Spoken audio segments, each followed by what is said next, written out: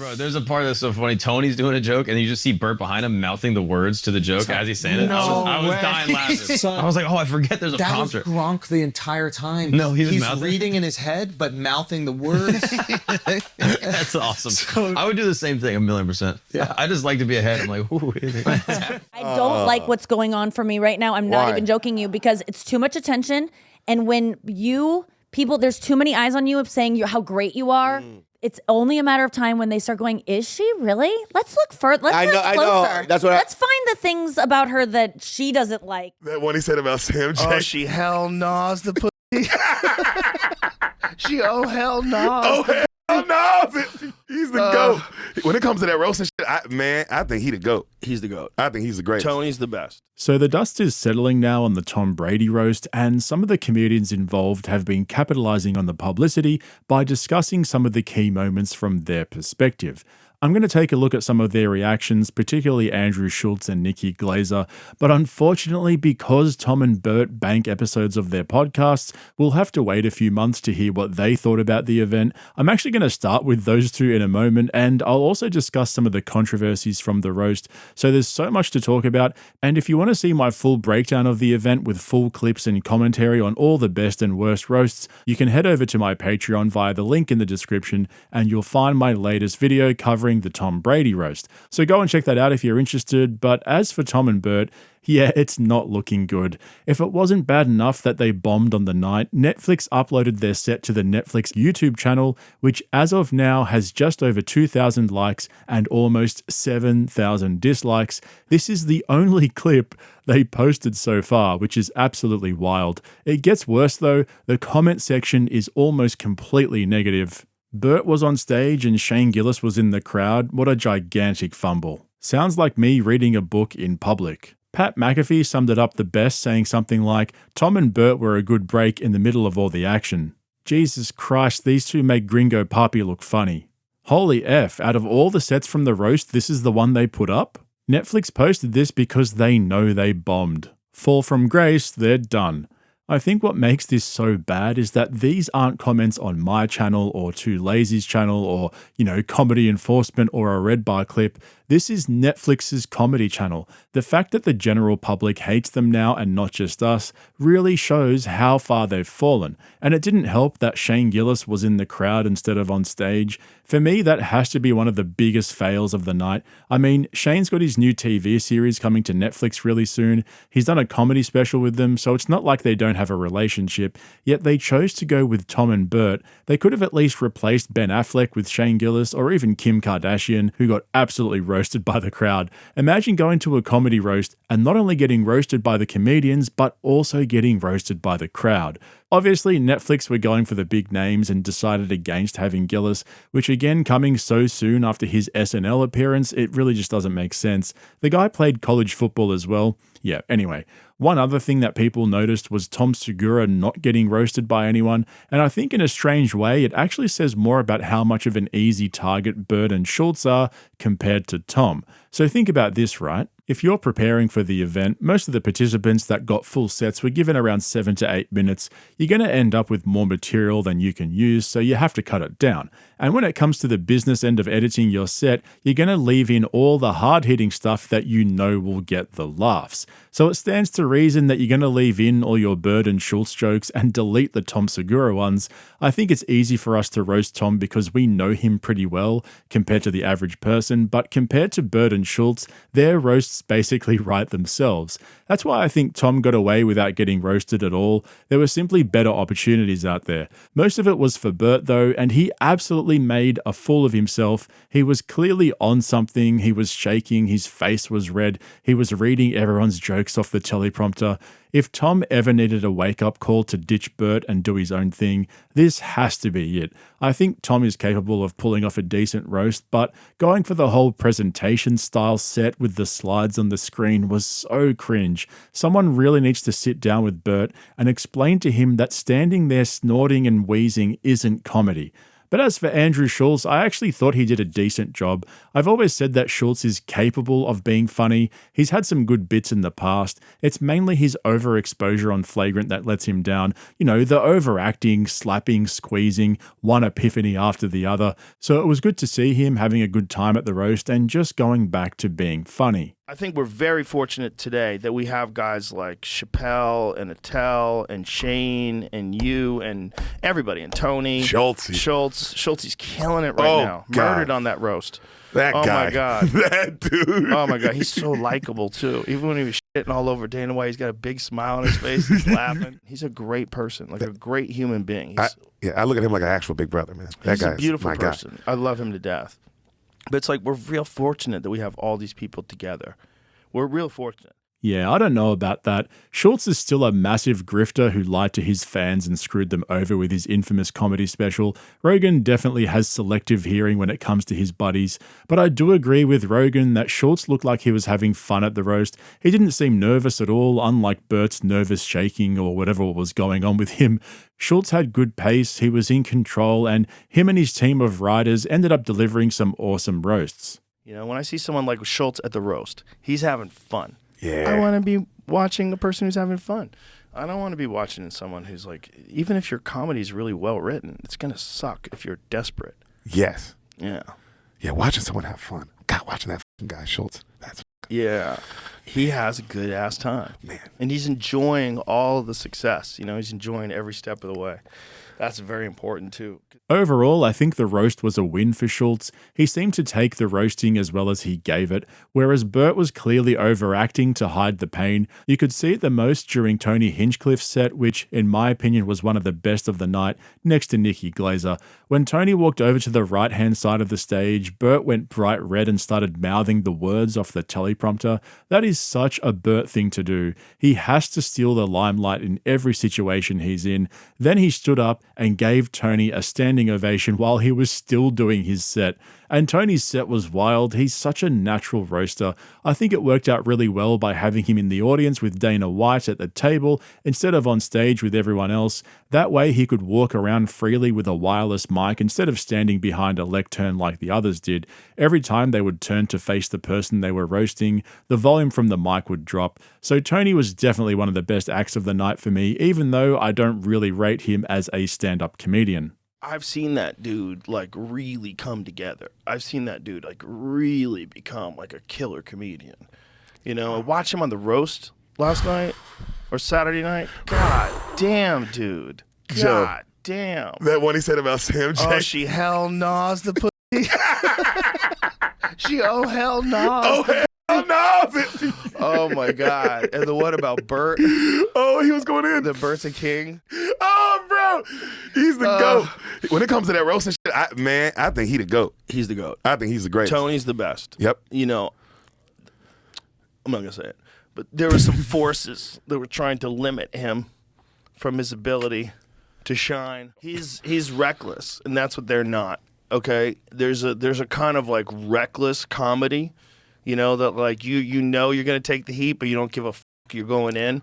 That's reckless. That's Tony. Tony's reckless. He's driving fast and he's going to crash.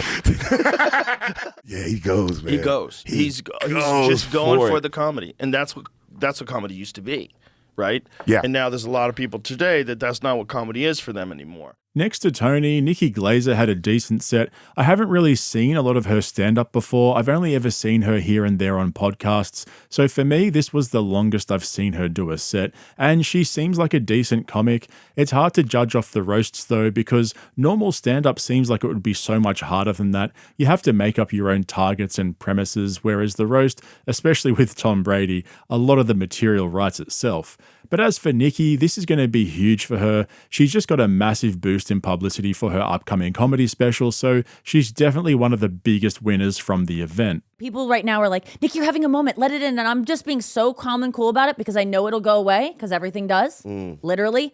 And especially in this business, I know it's going to go away. So I'm just like, I don't want to get too excited because when it goes away, I don't want to be sad. That's exactly what it is, because it will go away. It's definitely I've been there where it didn't go away. I don't want to be the hot thing. Right. I don't like what's going on for me right now. I'm not even joking you, because it's too much attention. And when there's too many eyes on you of saying how great you are. then they start. It's only a matter of time when they start going, is she really? Let's look further. Let's look I closer. know. That's what Let's find the things about her that she doesn't like. That's why when you're around, I don't even look at you. Great. Yeah. Yeah, because I'm like, Please. it's too much now.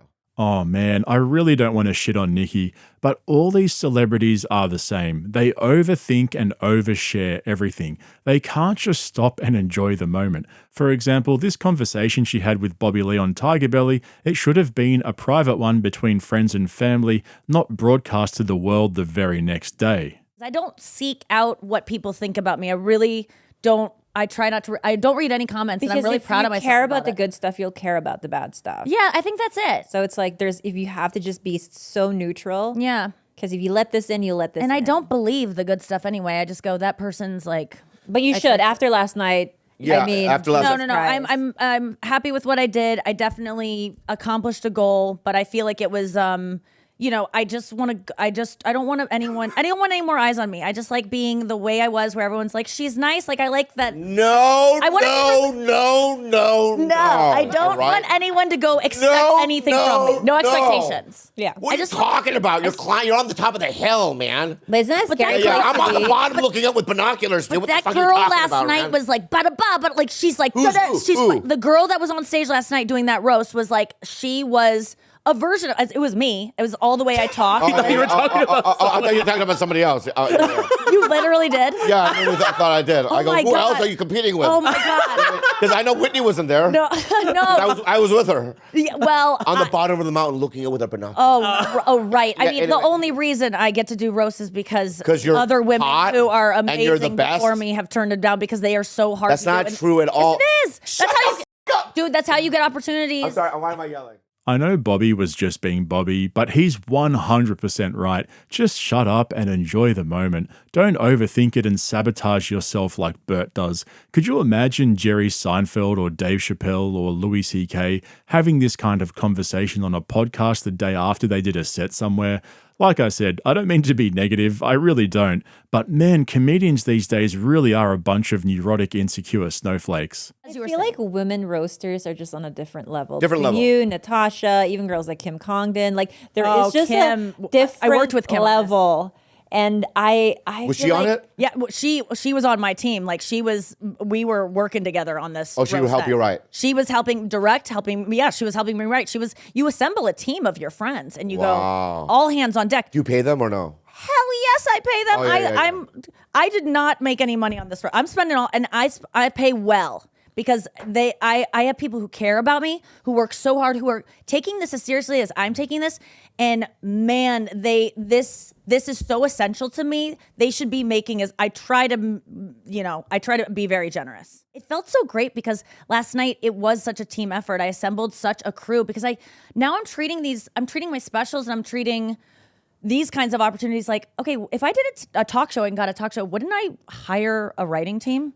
Yeah. And a writer's assistant to keep track of all the notes? Yeah, you would. And a producer to like just weigh in on stuff and call meetings together to talk about what are we going to do with this TV show? That is protocol. But with stand-up specials, you just kind of go, I'm taking a special, I'm just going to on my own put together this narrative that I just get up on stage and tell jokes in different time increments. I'm not really putting together a story. I don't know how to weave a story. So now I'm like, oh, let's bring on someone to do my special that knows something about weaving a story. Okay, actually, let me Where are you call in my doing it? friends who are fun Where to are you doing the special? riff with. I did it in Seattle. And what company? It's coming out Saturday. That's what Netflix? I'm here to promote. Netflix? No, HBO. HBO. Whoa! Ooh la la! Let me just say, neither knew about each other. What do you mean? The two guys have been fucking ran into each other this week with the debut of the Tom Brady Roast Netflix and HBO special. Really? It's a week. It's a collision of. It's a PR. It's a dream though because HBO feeds Netflix. Netflix feeds HBO. You should be proud to have this person. Networks What do you should mean want they to own feed each other? What are you talking They about? feed each other. Yeah, I wish I hadn't watched that episode of Tiger Belly in hindsight. My first impressions from the roast were that Nikki was a cool, laid-back chick, but now I don't think I want to watch her special. Jeez, she's so intense.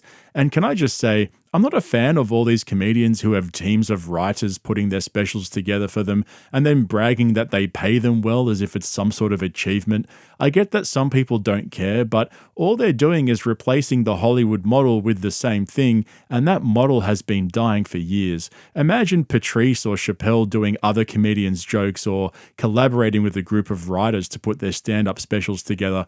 It just doesn't work, right? And this is why they need to stop oversharing on podcasts. We don't need to know all the intricate details of their personal lives and their career milestones and achievements.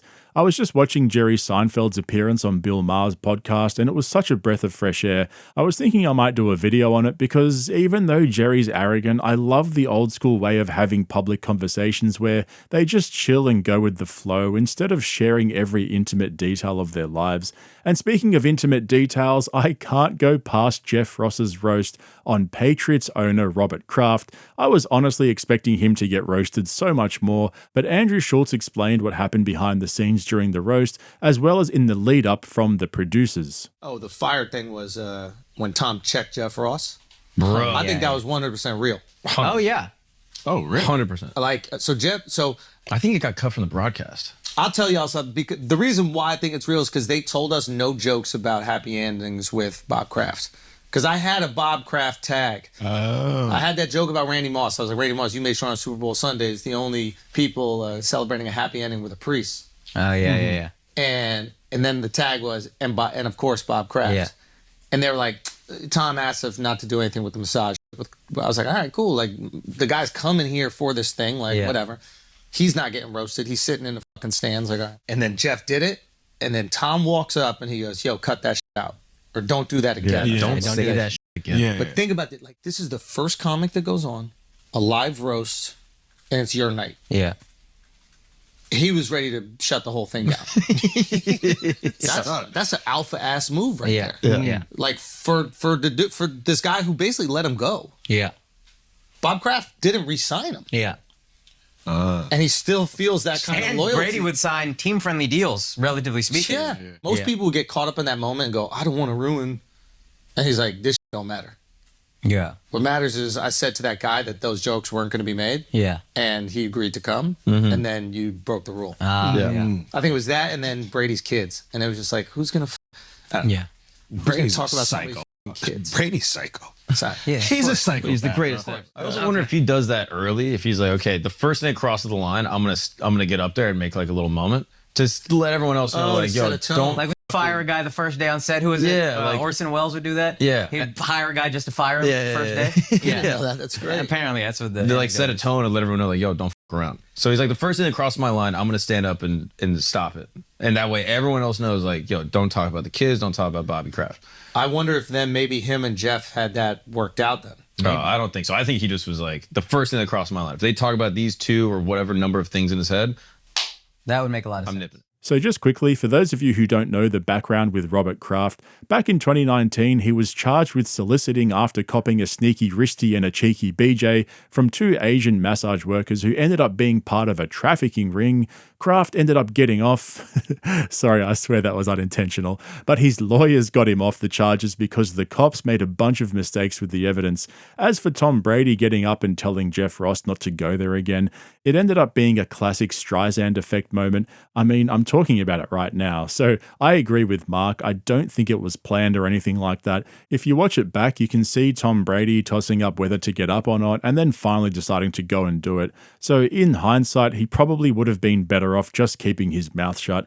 But that did not compare to Ben Affleck. That guy seriously needs help. Maybe him and Bert can go to the same rehab clinic and keep each other company while they convalesce.